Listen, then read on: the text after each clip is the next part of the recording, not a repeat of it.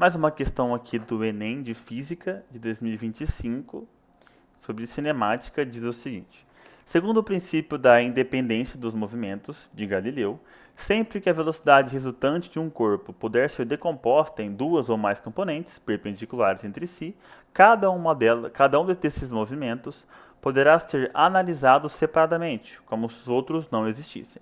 Esse princípio é muito útil para a simplificação de alguns problemas reais em três dimensões, que ao invés de eu analisar todas as três juntos, eu analiso x, y e z, cada uma separadamente, e depois, que é muito mais fácil, depois eu junto elas e consigo saber o resultado final. Considere um avião que, ao decolar, é instruído pela torre a atingir em 6 minutos uma posição de 20 km a leste, de 20 km a norte e de 1 km de altitude em relação ao ponto de decolagem, conforme mostra a figura, obviamente fora de escala. Então aqui está saindo o avião, ele tem que chegar a 20 km a leste, a 20 km a norte e a 1 km, aqui, né? 1 km de altura, ok?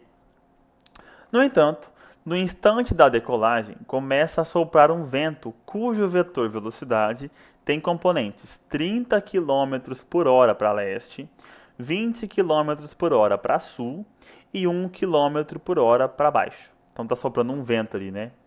Para atrapalhar um pouco, ou ajudar às vezes. Vamos lá.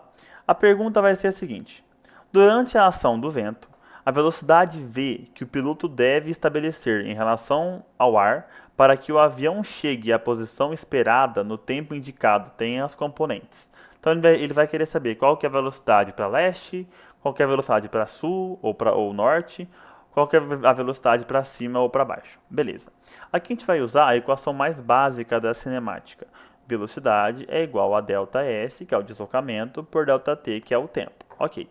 Qual que é a velocidade, então, para leste? Se ele tem que andar 20 km para leste em 6 minutos. Só que o tempo aqui tem que estar em horas, para dar a velocidade em quilômetros por hora. Bem, 60 minutos é 1 hora. Então, 6 minutos vai ser 0,1 hora, certo? Que é 10 vezes menos. 20 dividido por 0,1 vai dar 200 km por hora. Isso para leste. Só que eu tenho um vento de 30 km que já está soprando para leste, que vai ajudar o avião a ir para leste mais fácil. Tá? Como a velocidade em relação ao vento, eu posso descontar esses 30 km, porque o vento já vai fazer esse trabalho. Tá?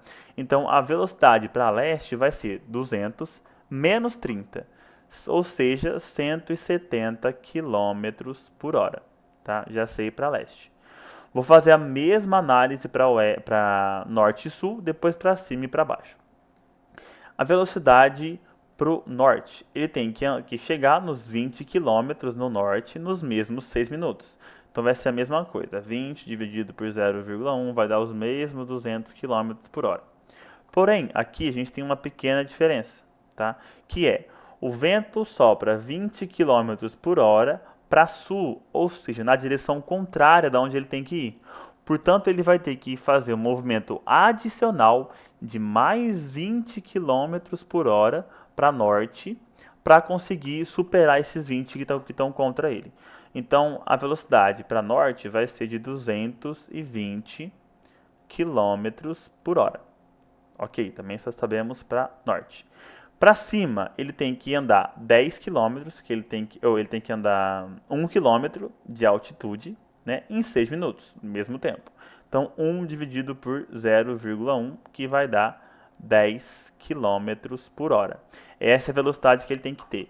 Porém, do mesmo jeito, tem um vento soprando para baixo de 1 km por hora na direção contrária da onde ele tem que ir. Então, ele tem que fazer um movimento adicional ainda para superar esse vento que está contra de mais 1 km por hora. Ou seja, o movimento para cima tem que ser de 11 km por hora. Então, resumindo, ele tem que fazer um movimento de 170 km por hora para leste, por isso que eu pus VL aqui, de 220 km por hora para norte, por isso que eu pus VN, e de 11 km por hora para cima. Vendo as alternativas, vai ser nesse caderno aqui, né? A alternativa D de 170 para leste, 220 para norte e 11 para cima.